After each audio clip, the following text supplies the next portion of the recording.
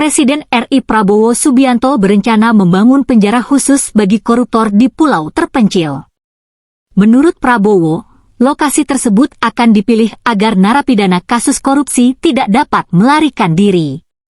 Wacana ini disampaikan dalam acara peresmian mekanisme baru penyaluran tunjangan ASN di kantor Kementerian Pendidikan Dasar dan Menengah, Jakarta, Kamis, 13 Maret 2025.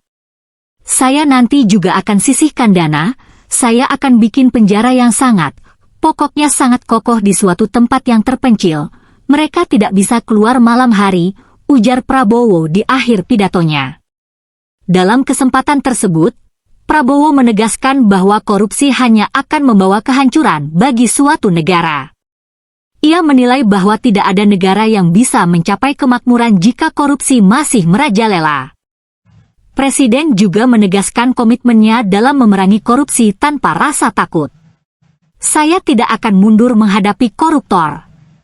Mereka harusnya mengerti saya ini siap mati untuk bangsa dan rakyat ini.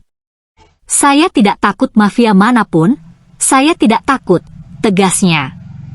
Maki dukung, tapi harus ada pemiskinan koruptor. Koordinator Masyarakat Anti Korupsi Indonesia, Maki, Boyamin Saiman, menyambut baik rencana Prabowo tersebut.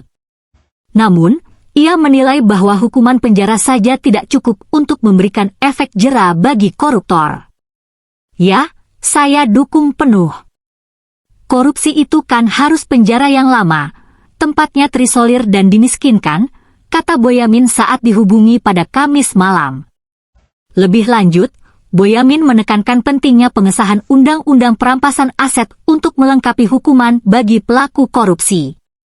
Jadi, setuju saya dengan syarat, selain di pulau terpencil, maka harus segera disahkan Undang-Undang Perampasan Aset, ujarnya. Menurut Boyamin, sanksi kurungan saja tidak cukup jika aset hasil korupsi tidak dirampas. Ia berpendapat bahwa koruptor akan benar-benar merasa takut jika seluruh hartanya disita, hingga anak cucunya tidak bisa menikmati hasil korupsi. Kalau cuma penjara terpencil, mereka masih berani korupsi.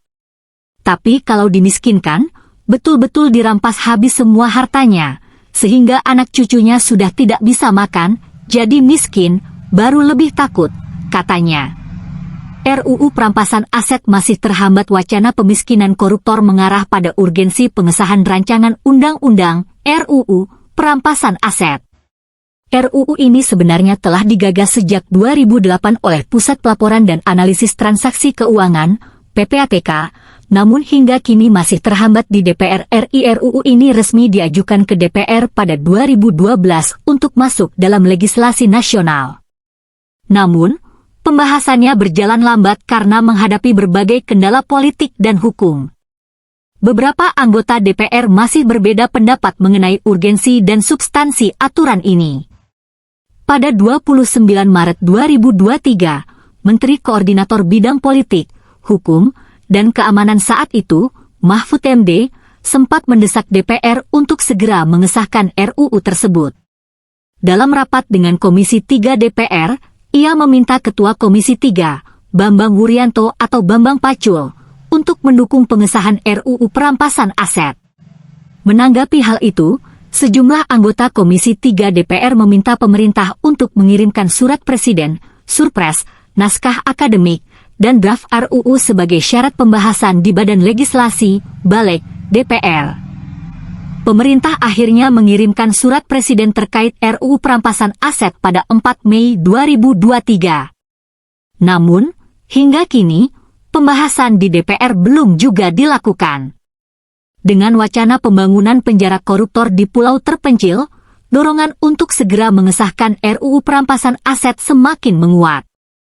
Langkah ini dinilai penting agar hukuman bagi koruptor lebih maksimal, tidak hanya sekadar kurungan tetapi juga penyitaan aset hasil korupsi.